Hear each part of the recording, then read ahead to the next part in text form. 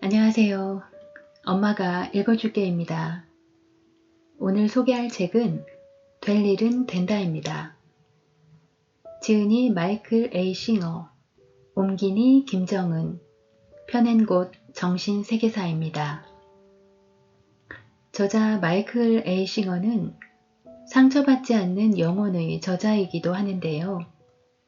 뉴욕타임즈 종합 1위 베스트셀러 작가이자 영성 공동체 템플 오브 유니버스를 이끄는 명상 지도자입니다. 저자는 1970년대 초 플로리다 대학교에서 경제학 박사 과정을 공부하던 중에 우연히 자신의 마음에서 들리는 생각을 객관적으로 지켜보는 자신을 발견합니다. 이후 깊은 내면적 체험을 하게 되어 세속적인 생활을 접고 요가와 명상에 몰두합니다.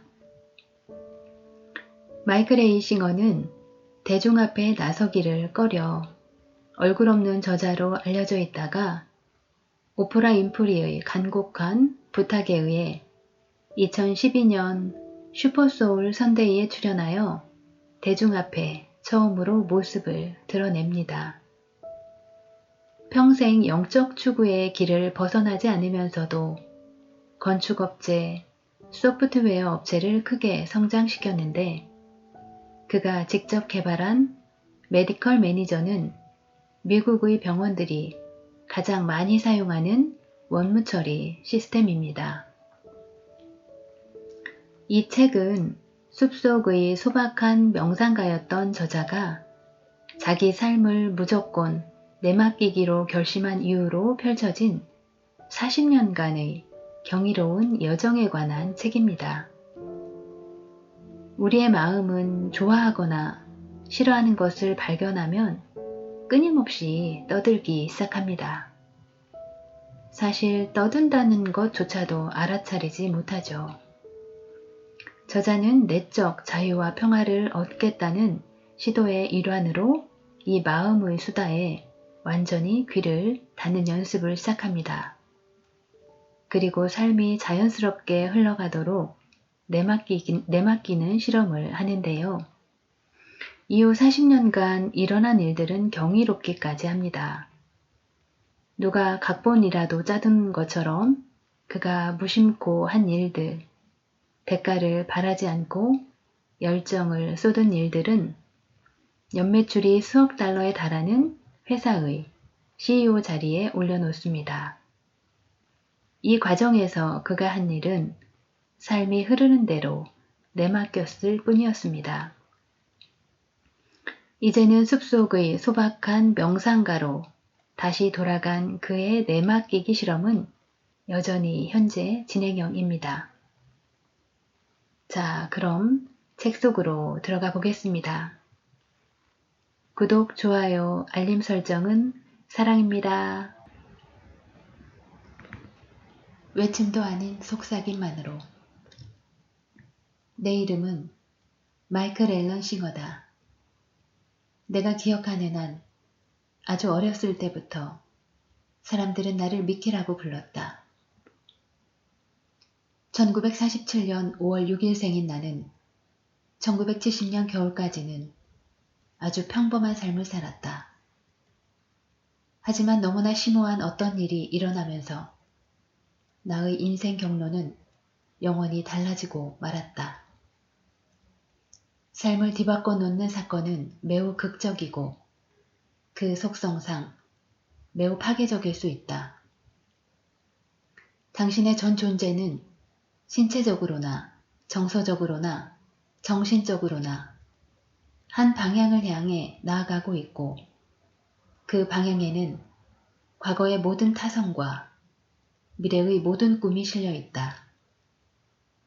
그런데 갑자기 거대한 지진이 일어나면서 혹은 무시무시한 병에 걸리면서 혹은 우연히 누군가를 만나면서 존재는 완전히 뒤집어진다.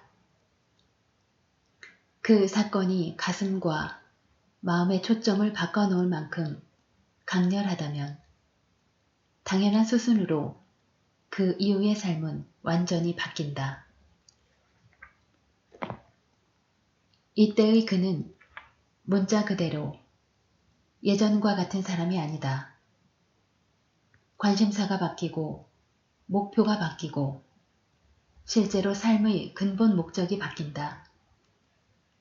이렇듯 결코 뒤를 돌아보지 않을 만큼 시선이 180도 달라지려면 대개는 매우 강렬한 사건이 필요하기 마련이다. 하지만 언제나 그렇지는 않다. 1970년 겨울에 나에게 일어났던 일은 그처럼 강렬하거나 거창한 사건이 아니었다. 그것은 너무나 미묘하고 너무나 희미해서 알아차리지도 못한 채로 그저 지나쳤을 수도 있는 일이었다. 커다란 외침도 아닌 작은 속삭임만으로 내 인생은 완전한 혼돈과 변신의 길로 내던져졌다. 이제는 40년도 더 지난 일이건만 그 순간은 마치 어제처럼 기억이 생생하다. 나는 그때 플로리다 게인즈빌에 있던 우리 집 마루의 소파에 앉아 있었다. 22살 청년이었던 나는 셀리라는 아름다운 여인과 결혼한 상태였다. 우리 두 사람 모두 플로리다 대학 학생이었고 그 중에서도 나는 대학원에 재학 중인 경제학도였다. 나는 경제학부 학장님이 차세대 대학 교수로 점 찍어 키울 만큼 빈틈 하나 없는 똑똑한 학생이었다. 셀리에게는 시카고에서 아주 잘나가는 변호사로 활동 중인 로니라는 오빠가 있었는데 그와 나는 완전히 다른 세상에 살고 있었지만 서로 친한 친구가 되었다.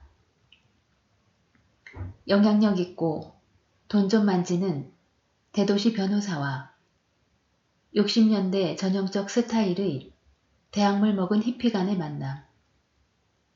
이쯤에서 당시 내가 얼마나 분석적인 인간이었는지를 언급해 두는 게 좋을 듯하다.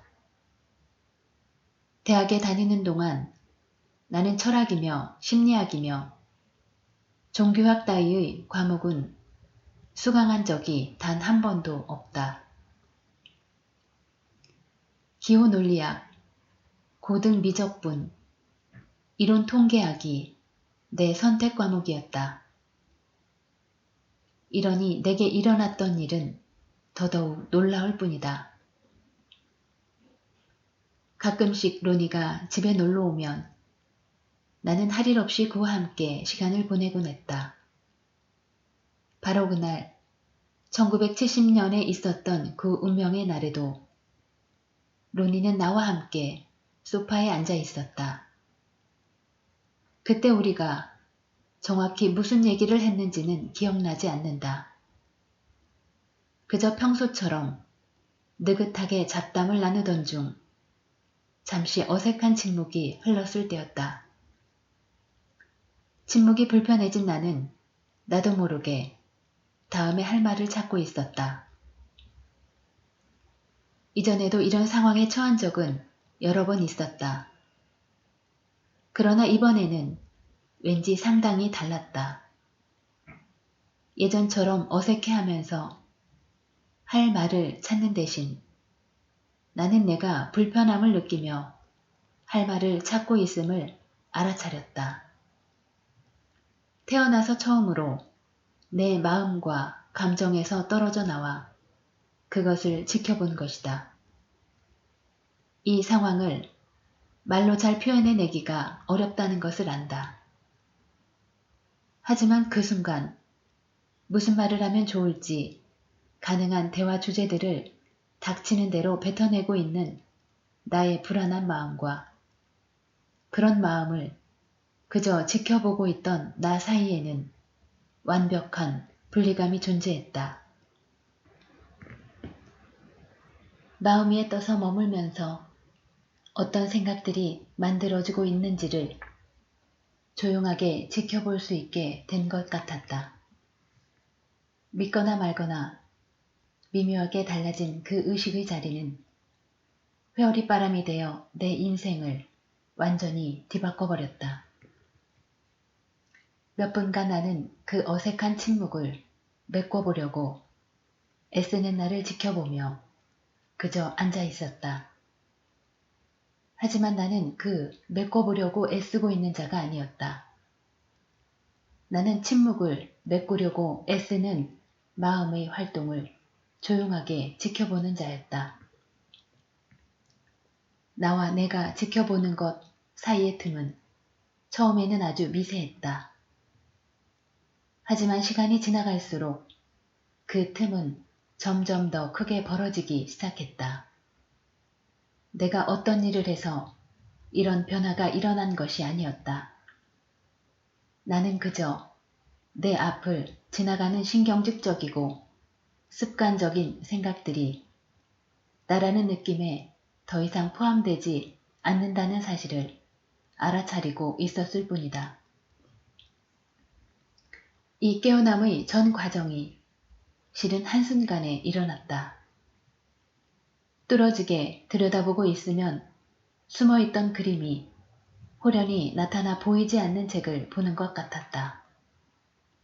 처음에는 특정한 이미지도 없는 어지러운 패턴으로만 보이지만 그것을 응시하다 보면 카오스처럼 보이기만 했던 배경 속에서 선명한 3D 이미지가 호련히 떠오르는 그림 말이다. 일단 그 이미지를 발견하고 나면 내가 어떻게 그걸 못 봤지? 하는 생각이 든다. 바로 거기에 있는데 말이다. 바로 그런 전환이 내 내면에서도 똑같이 일어났다. 나는 줄곧 내 생각과 감정을 지켜보고 있었다. 그것은 너무도 자명한 사실이었다. 언제나 그곳에서 지켜보고 있었지만 자각 능력이 떨어져서 알아차리지 못했을 뿐이었다. 생각과 감정의 시시콜콜한 내용에 지나치게 정신이 팔린 나머지 그것이 그저 생각과 감정일 뿐이라는 사실 자체는 알아차리지 못한 것이다. 바로 직전까지만 해도 불편한 침묵을 깨워줄 좋은 방법처럼 보였던 그것이 머릿속에서 제잘되는 신경증적인 목소리처럼 들리기 시작한 것은 그야말로 순식간이었다. 나는 그 목소리가 다음과 같은 말을 해대는 것을 지켜보았다. 날씨가 참 좋지 않아요? 닉슨이 요전날 무슨 일을 했는지 들었어요? 뭐 좀 드실래요? 마침내 내가 입을 열어 말했을 때 내가 내뱉은 말은 이랬다. 머릿속에 떠들어대는 소리가 있다는 사실을 알아차린 적이 혹시 있나요? 로니는 약간 이상하다는 듯한 표정으로 나를 쳐다보다가 갑자기 눈을 반짝였다. 아, 자네가 무슨 얘기 하는지 알겠어. 내 것도 당최 입을 다물지 않아. 다른 사람의 목소리가 머릿속에서 뭐라 말하면 어떤 느낌일까요? 운운하며 로니에게 농담을 했던 것을 분명히 기억한다. 우리는 웃었고 그 순간은 그렇게 흘러갔다. 하지만 내 인생은 아니었다. 내 인생은 그렇게 아무 일 없었다는 듯이 흘러가지 않았다. 내 인생은 이전과 같아지지 않았다. 이 자각을 유지하려고 애쓸 필요도 없었다. 이제는 그것이 나였다. 나는 끊임없이 마음속을 지나가는 생각을 지켜보는 존재였다. 동일한 자각의 자리에서 나는 끊임없이 요동치는 감정의 물살이 가슴을 지나가는 것도 지켜보았다. 샤워를 할 때면, 몸을 씻고 있을 때 그 목소리가 기어코 무슨 말을 뱉고야 마는지를 지켜보았다. 누군가와 대화를 하고 있으면 상대가 하는 말은 듣지 않고 내 차례에 무슨 말을 할지 궁리하고 있는 그 목소리를 지켜보았다. 수업에 가면 이번 강의의 결론이 무엇인지 맞춰보려는 식으로 교수님보다 한 발 앞서 생각하려고 애쓰고 있는 마음의 게임을 지켜보았다. 말할 필요도 없이 나는 오래 지나지 않아 이 새롭게 발견한 머릿속의 목소리에 정말 짜증이 나기 시작했다. 그건 영화관에 앉았는데 바로 옆자리 사람이 한시도 쉬지 않고 계속 떠들어대는 것과도 같았다. 그 목소리를 관찰하고 있다 보니 내 존재 내면 깊은 곳의 무엇이 그 입을 다물게 하고 싶어 했다. 이 목소리가 멈추면 어떤 기분일까? 나는 내면의 침묵을 간절히 원하기 시작했다. 저 첫 번째 경험이 있은 지 며칠 만에 내 삶의 패턴은 변하기 시작했다. 친구들이 놀러와도 더 이상 즐기지 못했다. 사람들과 어울리는 일은 마음을 잠재우는 데 도움이 되지 않았다. 나는 양해를 구하고 집 근처 숲속으로 나가기 시작했다.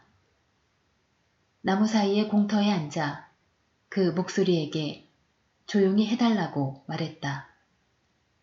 당연히 먹히지 않았다. 어떤 방법도 소용이 없는 것 같았다. 목소리가 말하는 주제는 바꿀 수 있어도 말 자체를 일정 시간 이상 멈추게는 할 수 없었다. 내면의 침묵을 원하는 내 마음은 갈망을 넘어 불같은 열정이 되었다. 나는 목소리를 지켜보는 게 어떤 것인지를 알았다. 하지만 그 목소리가 완전히 멈춘다는 게 어떤 것인지는 알지 못했다. 그러나 진짜 상상도 할 수 없었던 것은 내가 곧 떠나게 될 대변혁의 여정이었다.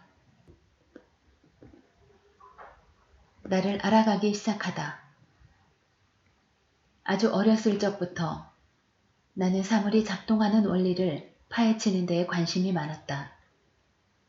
그러니 나의 이 분석적인 마음이 머릿속의 목소리와 나와의 관계를 파악하는 일에 신이 나서 달려든 것은 너무나 당연한 일이다.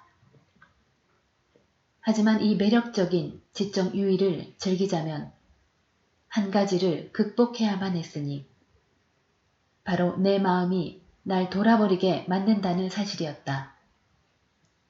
내가 뭔가를 볼 때마다 목소리는 거기다 사족을 달았다. 그거 좋아. 그건 싫은데. 이건 불편해. 이걸 보니 생각나는 게 있는데. 이 모든 사태를 지켜보는데 익숙해지면 질수록 몇 가지 의문이 자연스레 떠올랐다. 첫째, 왜 이 목소리는 한시도 쉬지 않고 말을 하는 걸까? 어떤 대상이 보이면 나는 그걸 보고 있다는 사실을 바로 안다. 그런데 왜 이 목소리는 내가 그것을 지켜보고 있으며 내가 그것에 대해 어떻게 느끼는지를 나에게 굳이 말해줘야만 하는 걸까? 메리가 오고 있네. 오늘은 메리를 만나고 싶지 않아. 날 못 보고 지나쳤으면 좋겠어. 나는 내가 무엇을 보고 무엇을 느끼는지 알고 있다. 결국 보고 느끼는 것은 나이지 않는가? 그런데 왜 그것을 굳이 마음속에서 소리를 내어 내뱉어야 할까? 또 다른 의문은 머릿속에서 일어나고 있는 이 모든 활동을 알아차리고 있는 나는 누구일까였다.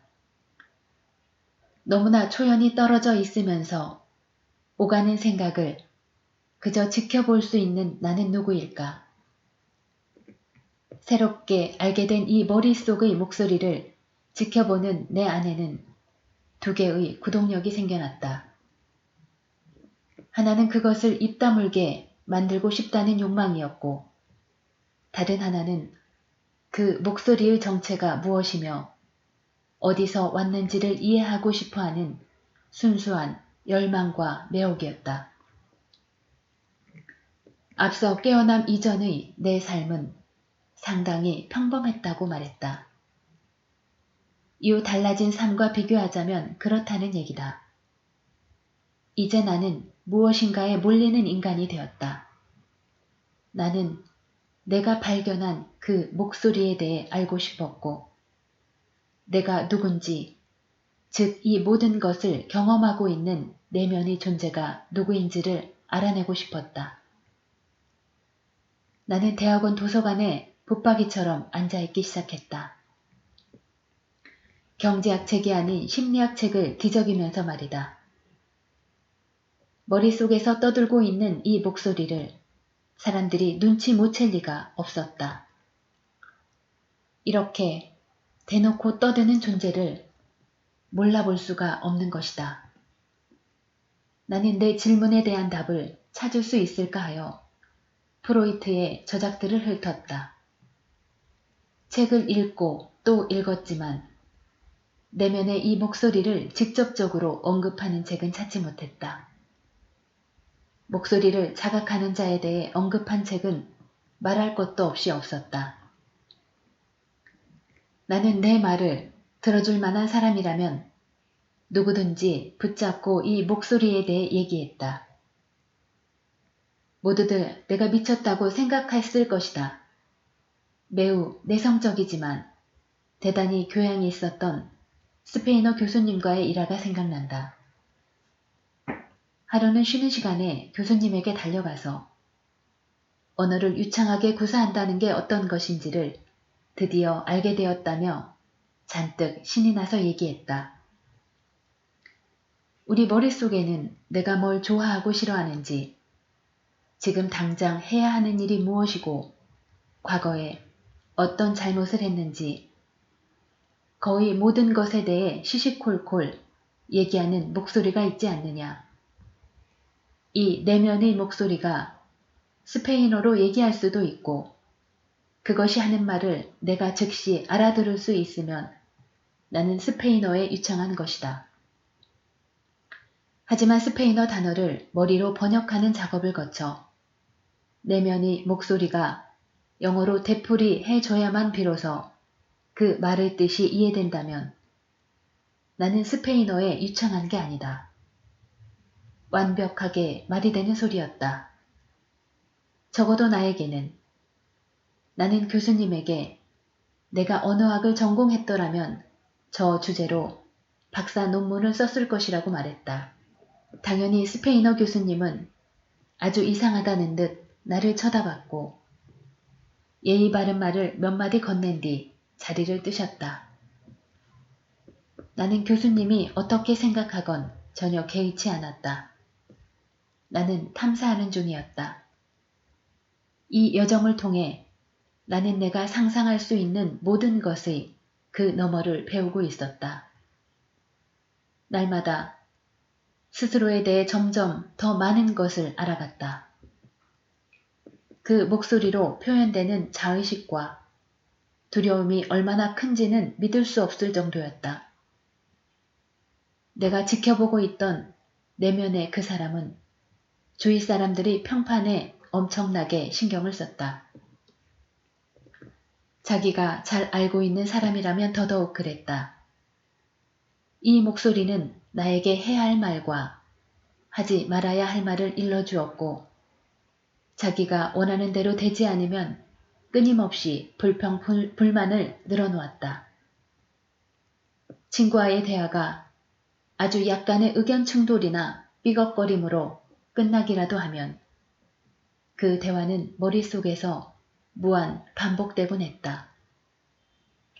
나는 이렇게 저렇게 했으면 대화가 좋게 마무리됐을 것이라고 상상하는 그 목소리를 지켜보았고 거부와 배척에 대해 얼마나 많은 두려움이 그 같은 머릿속의 짓거림을 통해 표현되는지를 깨달을 수 있었다. 가끔 압도된다 싶을 만큼 버거울 때도 있었지만 그 말하는 목소리를 지켜보는 시선만큼은 한 번도 놓치지 않았다. 분명히 그 목소리는 내가 아니었다. 그것은 내가 지켜보는 대상이었다. 어느 날 일어났는데 사방에서 불협화음의 소음이 들려온다고 상상해보라. 소리를 멈추고 싶지만 어떻게 멈춰야 하는지 전혀 감이 오지 않는다. 목소리가 내게 하고 있는 일이 바로 그러했다. 한 가지 사실만은 명확했다. 그 목소리는 그 전에도 늘 말하고 있었다.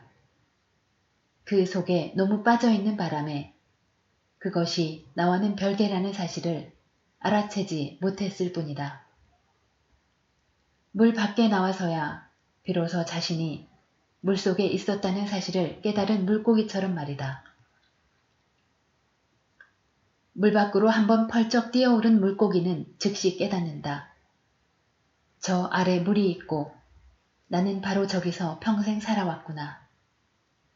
하지만 이제 난 저기서 나올 수 있어. 나는 한시도 쉬지 않고 말하는 마음의 목소리가 싫었다. 정말로 간절히 멈추고 싶은 귀에 거슬리는 소음과도 같았다. 하지만 그것은 멈추지 않았다. 지금으로선 꼼짝없이 그것과 같이 있어야 할 판이었다. 나의 싸움은 아직 시작된 것도 아니라는 사실을 그때는 몰랐다. 선의 기둥. 그로부터 수개월이 지나고 나는 여전히 홀로 내면을 탐색하는 중이었다. 전혀 예상치 못한 곳에서 도움의 손길이 도착하리라는 사실도 짐작도 못한 채 말이다. 나와 같은 박사과정 학생 중에 마크 올드말이라는 친구가 있었다. 그는 영민한 젊은 청년으로 온갖 종류의 책을 섭렵하는 열혈 독서가였다. 다른 사람들과 마찬가지로 마크 역시 내가 목소리에 대해 얘기하는 것을 들었다. 어느 날 그가 도움이 될지 모르겠다며 책 한 권을 건네주었다. 필립 카플로가 쓴 선의 새 기둥이었다. 당시 나는 선불교에 대해서는 아는 바가 전혀 없었다. 나는 종교에는 별 생각이 없는 지식인이었다. 유대교 전통 속에서 자랐지만 딱히 심심이 강하지는 않았고 대학에 들어갈 쯤 되자 종교는 나와 완전히 무관한 영역이 되었다. 누군가 날 보고 무신론자냐고 물었다면 나는 그를 멍하니 쳐다봤을 것이다. 나는 그런 것에 대해서조차 생각해 본 적이 없는 사람이었다. 나는 선불교에 대한 그 책을 훑어보기 시작했는데 몇 분 지나지 않아 이것이 내면의 그 목소리를 다루고 있는 책임을 단박에 깨달았다. 심장이 쿵 하고 떨어졌다. 숨을 쉴 수가 없었다. 분명 이 책은 목소리의 주절거림을 멈추는 법에 대해 이야기하고 있었다.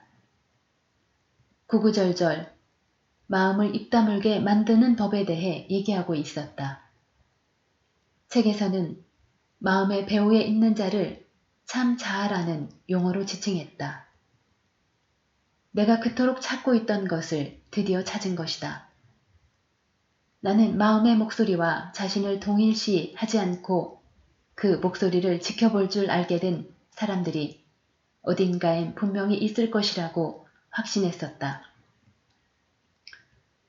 그런데 이 책은 수천 년에 걸쳐 내려온 목소리에 대한 지식을 담고 있을 뿐만 아니라 그 목소리로부터 해방되는 길까지 분명히 기술하고 있었다. 마음의 소나기로부터 스스로를 해방시키는 방법에 대해 논하고 있었다. 너머로 가는 법에 대해 논하고 있었다. 말할 것도 없이 나는 경외감에 푹 빠졌다. 내 인생에서 한 번도 느껴보지 못한 깊은 존경과 경외심을 이 책에서 느꼈다. 그동안 학교에서 억지로 공부하느라 읽어댄 책이 얼마나 많았던가. 그런데 지금 드디어 내가 진짜로 궁금해하는 의문에 답을 주는 책을 손에 넣은 것이다. 목소리가 말하는 것을 지켜보는 나는 누구인가? 같은 의문 말이다. 나는 이 의문들에 대한 답을 온몸이 떨리도록 알고 싶었다. 사실을 말하자면 알고 싶다 정도가 아니었다. 나는 이 답을 꼭 알아야만 했다. 그 목소리 때문에 돌아버릴 지경이었으니까. 선의 새 기둥이 말하는 바는 매우 분명하고 명료했다. 마음에 관해서 읽고 말하고 생각하기를 멈추고 그저 그것을 조용히 침묵시키는 데 필요한 일을 하라. 그 필요하다는 일 역시 모호하지 않고 명확했다. 바로 명상이었다. 사실 명상에 대해 알기 전부터 나는 홀로 앉아 목소리의 말을 멈춰보려고 노력했었다. 그러나 그 노력이 통한 적은 한 번도 없었다. 하지만 이 책은 이미 수천 명의 사람들이 효과를 본 확실하게 믿을 만한 방법을 제시하고 있었다. 조용한 곳에 앉아서 호흡이 들고 나는 것을 지켜보며 머릿속으로는 무 소리를 반복하여 읊으라. 이게 끝이었다. 이것을 매일 조금씩 시간을 늘려가며 실천하기만 하면 되었다. 조용한 곳에 앉아서 호흡이 들고 나는 것을 지켜보며 머릿속으로는 무 소리를 반복하여 읊으라. 이게 끝이었다. 이것을 매일 조금씩 시간을 늘려가며 실천하기만 하면 되었다. 선불교에서 실제 명상은 대개 집단적으로 행하는데 이런 집중적인 수행 형태를 안거라고 한다. 정통 방식대로 진행되는 명상에서는 숙련된 사람이 죽비를 들고 다니며 졸거나 집중력이 흐트러진 사람의 어깨를 내리친다. 선불교는 엄격하여 한순간의 방심도 허용하지 않는다. 본디선은 진지한 수행인 것이다. 하지만 나에게는 명상을 같이 할 집단도 스승도 없었다. 내가 가진 것이라고는 오직 책, 그리고 이런 수행이 과연 나의 의문을 해소시켜 줄 수 있는지를 확인하고픈 절절한 소망뿐이었다. 그래서 나는 혼자서 선명상을 시작했다. 적어도 내가 이해한 바로는 일단 실천하는 것이 선명상의 핵심이었다. 처음에는 매일 15분에서 20분간 앉아 있었다. 일주일이 지나자 그 시간을 30분씩 하루에 2번으로 늘릴 수 있었다. 폭죽처럼 터지는 통찰도 깊은 경험도 일어나지 않았다. 하지만 호흡과 만트라에 집중하는 것만으로도 내 의식은 쉴 새 없이 떠드는 목소리로부터 확실히 떨어져 나왔다. 머릿속으로 무 소리를 내고 있으면 목소리는 더 이상 평소처럼 그 모든 정신 나간 소리들을 짓거리지 못했다. 나는 곧 이 연습이 좋아지기 시작했고 명상 시간이 빨리 오기만을 기다렸다. 셀리와 내가 캠핑 여행을 가기로 한 것은 선 명상 실험을 시작한 지 몇 주 정도밖에 안 된 시점이었다. 곧이어 친구 4명이 더 합류했고 우리 일행은 주말에 밴을 몰고 오칼라 국유림을 향해 출발했다. 나한테 폴크스바겐 캠핑카가 있었기 때문에 주말 여행은 언제든지 훌쩍 떠날 수 있는 쉬운 일이었다. 하지만 이번 여행은 여느 캠핑 여행과는 달랐다.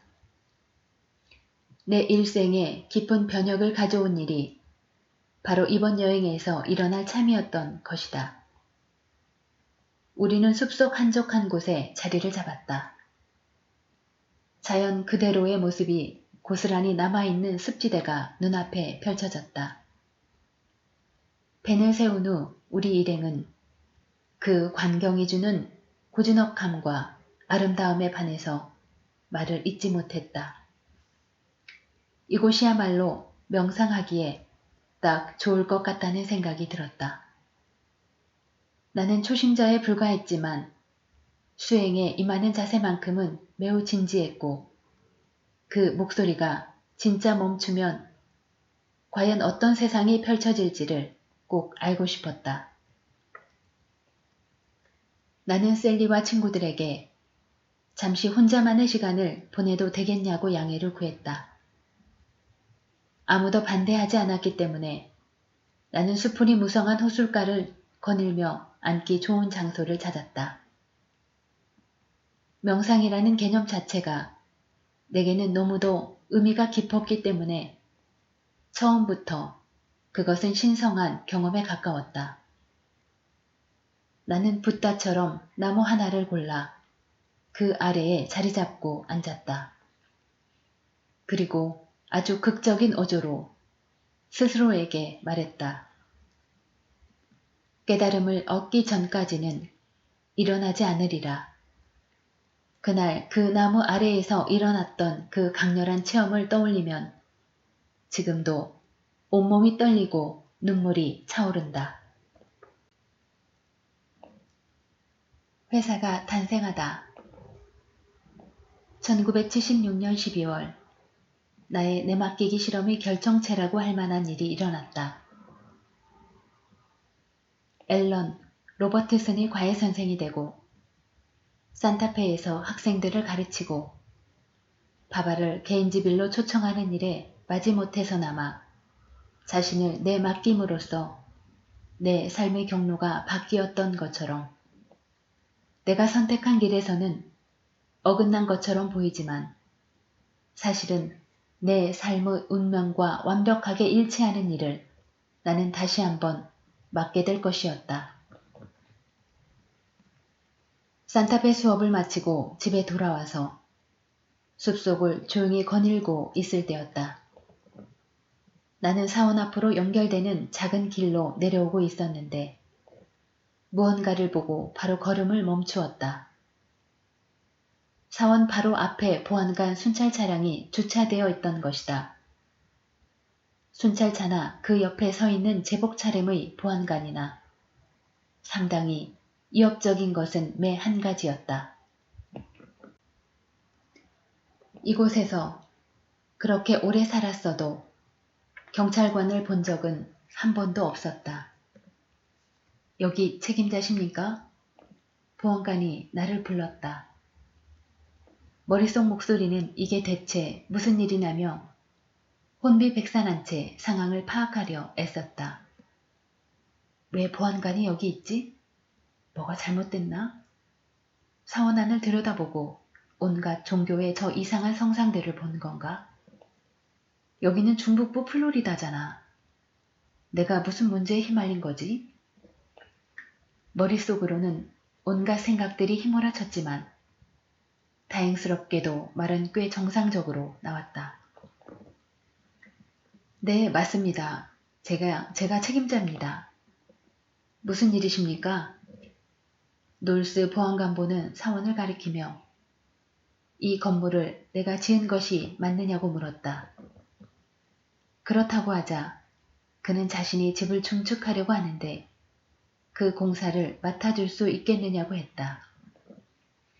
그는 삼나무로 만든 사원의 시골풍 분위기며 목공 솜씨에 좋은 인상을 받은 모양이었다. 그는 차고를 집과 연결시켜서 생활 공간으로 리모델링 해줄 건축업자를 찾고 있다고 했다. 말문이 막혔다. 건축업자라니. 그런 것은 생각도 해본 적이 없었다. 물론 나는 내 땅에 건물을 몇 채 짓기는 했다. 하지만 다른 사람을 위해 건물을 지어줄 생각은 한 번도 해본 적이 없었다. 게다가 그 다른 사람이 보안간부 같은 공무원이라니. 나는 두 가지 상반되는 반응이 머릿속에서 오가는 것을 지켜보며 잠시 서 있었다. 하나는 이렇게 말하는 목소리였다. 말도 안 돼. 하기 싫어. 난 바빠. 산타페에서 학생들도 가르치고 무엇보다도 난 건축업자가 아니잖아. 다른 하나는 말이 필요 없이 그저 고요하고 평화롭게 그것을 자각하고 있는 느낌이었다. 그것은 내가 삶의 자신을 내 막기겠노라고 했던 서약을 지키려면 이 일이 나를 어디로 데리고 갈지를 끝까지 지켜봐야 한다는 것을 알고 있었다. 나는 숨을 한번 크게 들이쉬고 보안간부를 쳐다보며 말했다. 그렇게 하죠. 기쁜 마음으로 공사를 도와드리겠습니다. 자, 그렇게 말은 내뱉어졌다. 여느 때와 마찬가지로 이제 나는 이 새로운 내 맡김이 나를 어떤 마법의 토끼굴로 인도할지를 지켜보고 있기만 하면 될 것이었다. 놀스 보안관보는 내 첫 번째 건축일의 의뢰인으로서는 완벽한 사람이었다. 그는 자신이 무엇을 원하는지를 정확하게 알고 있었고 실비정산으로 일을 진행할 수 있게 해주었다. 실비정산은 꼭 필요한 조건이었다. 내 형편상 그에게 먼저 정확한 가격을 제시할 수도 자재를 내 돈으로 구입할 수도 없었기 때문이다. 당시 내 벌이나 절약 습관 등을 감안한다면 나는 그 누구보다도 훨씬 저렴한 가격으로 공사를 진행했다고 자부할 수 있다. 조수 한 명 정도는 필요한 상황이었는데 사원의 새 거주자였던 라다가 그 일에 자원했다. 대학의 크리스마스 방학을 맞아 사원에서 지내던 그녀는 자신이 망치도 다룰 줄 알고 제 몫은 충분히 해내는 사람이라고 자부했다.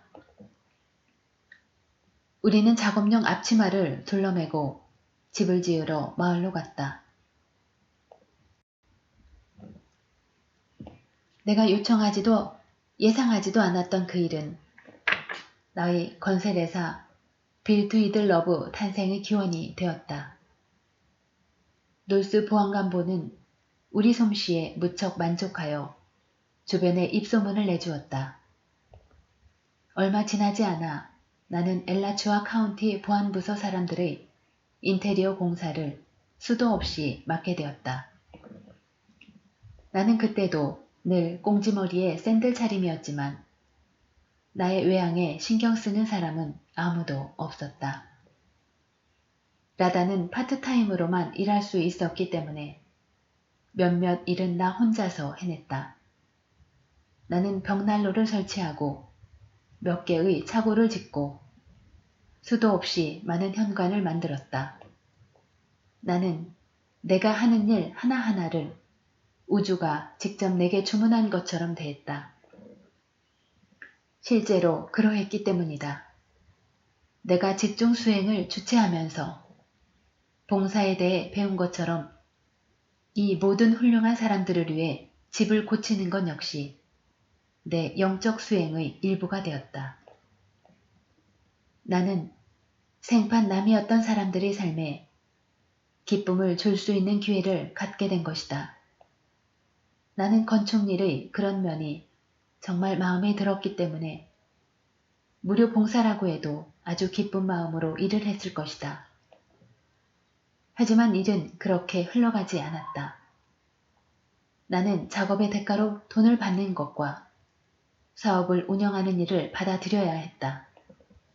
삶은 나로 하여금 영적인 자아관념을 내려놓게 만들었고 나는 그 빈자리를 다른 것으로 채우지 않기 위해 언제나 깨어있고자 했다. 난 그저 무슨 일을 하건 그것에 온 마음을 쏟아부었다. 산타페에서 학생들을 가르치는 것이나 사원에서 아침 저녁으로 사람들을 만나는 것이나 집중 수행을 주최하는 것이나 건축 일을 하는 것이나 아무런 차이가 없었다. 이 모든 일에는 한 가지 공통점이 있었다. 바로 이 모두가 내 머리로는 이해할 수 없는 삶의 흐름에 내 맡겼을 때 주어진 일이라는 사실이다. 커뮤니티 은행. 라다와 내가 놀스 보안관보의 차고 공사를 끝낸 지 채 1년도 지나지 않을 때다. 빌트위들 러브는 작업 전담팀이 2개로 늘어날 정도로 성장했고 라다는 정식 직원으로서 사무실 관리와 회계를 담당했다. 우리는 점점 더 많은 일을 맡게 되었고 일의 규모도 점점 더 커졌다. 우리 매장 일을 끝낸 직후인 1977년 9월 오고야 말 일이 드디어 일어났다. 한 젊은 부부가 집을 지어달라고 의뢰한 것이다. 그때까지 빌트위들 러브는 리모델링 일을 주로 했고 공사에 필요한 비용은 언제나 집주인이 조달했다. 그러나 집을 지으려면 회사가 은행에서 공사비 대출을 받아야 했다. 문제는 나에게 내 이름으로 된 자산이 없었다는 점이다. 모든 것을 사원 앞으로 넘겼기 때문이다. 빌트위들 러브에서 발생하는 수익 역시 전부 사원으로 기부되고 있었다. 그러니 회사나 나나 첫 번째 공사비 대출에 필요한 대차 대조표가 없었다. 나는 우리가 집을 지을 운명이라면 어떻게든 되겠지라는 마음가짐으로 일을 진행했다.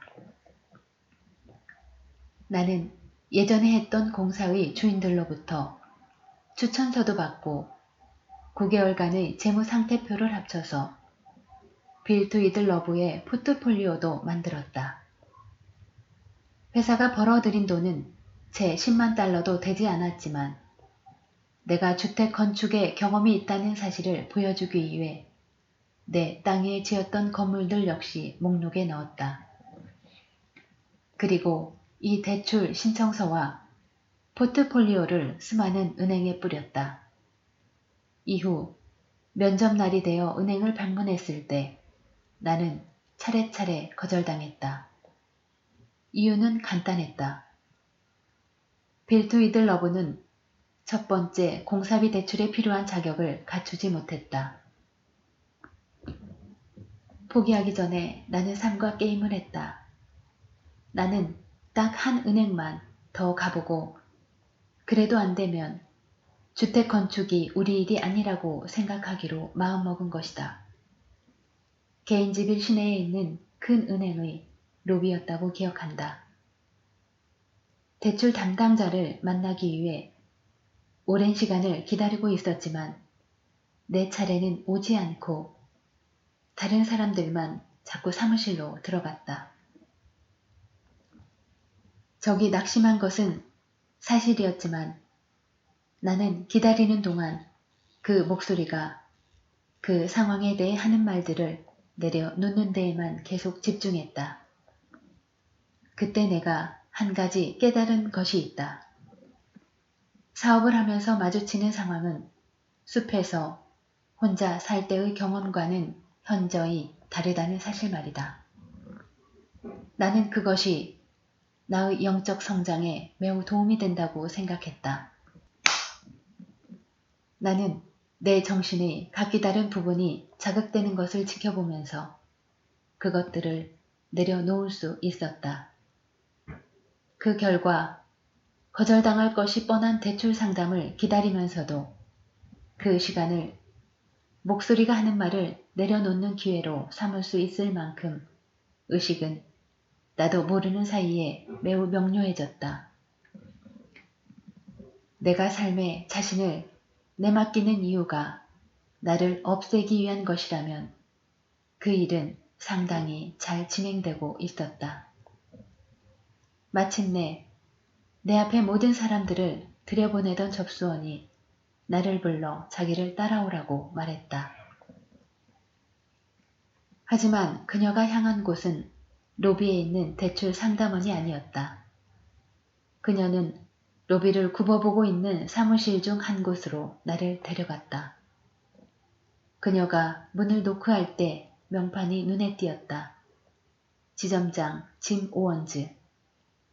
그때 이미 약간 충격을 받았지만 그 다음에 일어난 일을 생각하면 그것은 아무것도 아니었다. 나는 사무실 안으로 안내받았고 지점장은 책상 뒤편 의자에 앉았다.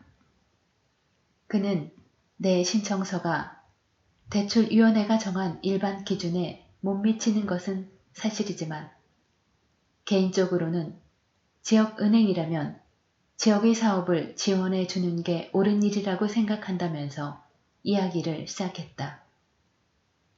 알고 보니 짐 오원즈는 내 신청서에 지대한 관심을 갖게 되어 급기야 내 부지로 직접 차를 몰고 내려와 창문 너머로 내 집과 사원의 내부까지 들여다봤던 모양이었다.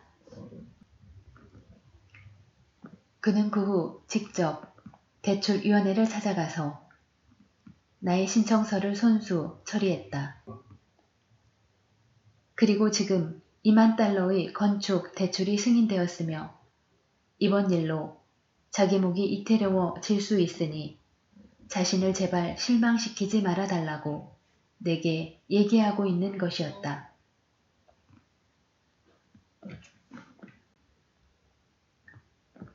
내가 이 사람에게 뭐라고 할 수 있겠는가?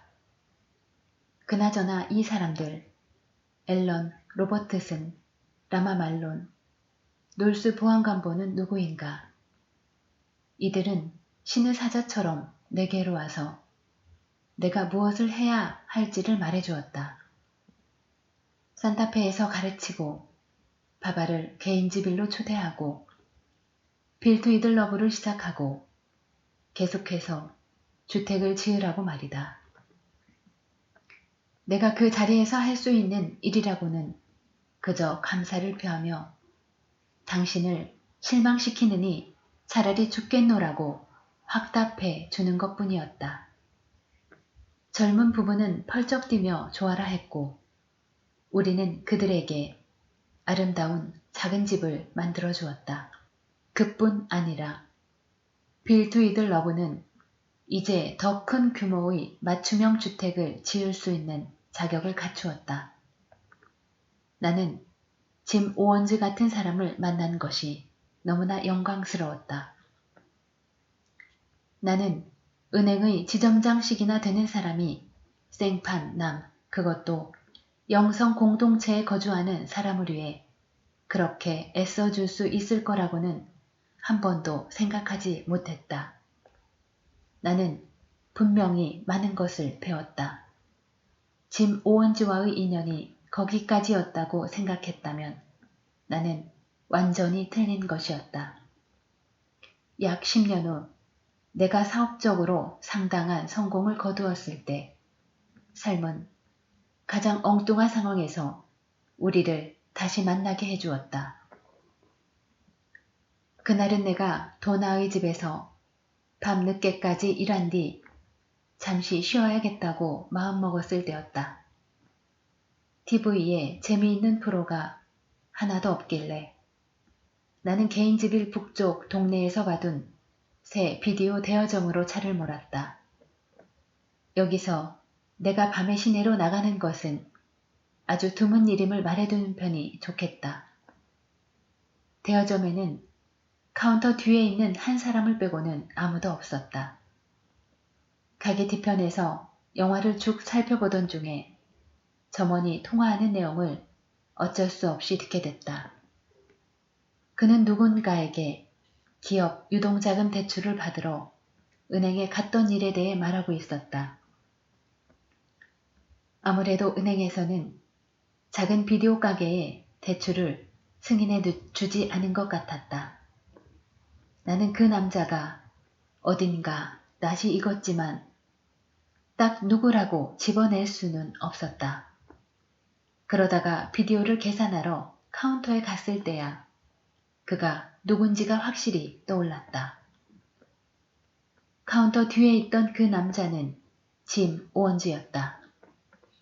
짐 역시 나를 알아보았고 우리는 지난 10년 동안의 안부를 물었다.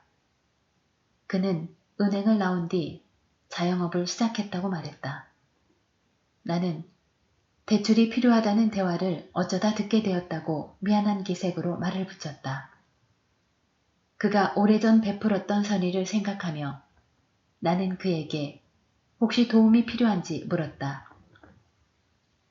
그는 내 제안에 매우 놀란 듯 보였으나 결국 가게 확장을 위해 현금 2만 달러를 은행에서 대출 받으려고 했었다고 털어놓았다. 2만 달러는 10년 전 우리 역할이 정반대였을 때 그가 내게 대출해 주었던 돈과 거의 똑같은 액수였다. 나는 이 일이 믿기지 않았다. 은행이 그의 대출 신청을 거절한 직후 그가 전화통화를 하던 바로 그 시간에 내가 그 가게에 와 있게 될 확률을 유시해서 이런 일이 실제로 벌어질 가능성이 얼마나 되겠는가. 마치 10년 전의 짐의 친절에 보답하기 위해 내가 그곳으로 보내진 것만 같았다. 말할 필요도 없이 나는 영광스러운 마음으로 그에게 그 돈을 빌려주었다. 오늘은 여기까지입니다. 다음 시간에 만나요.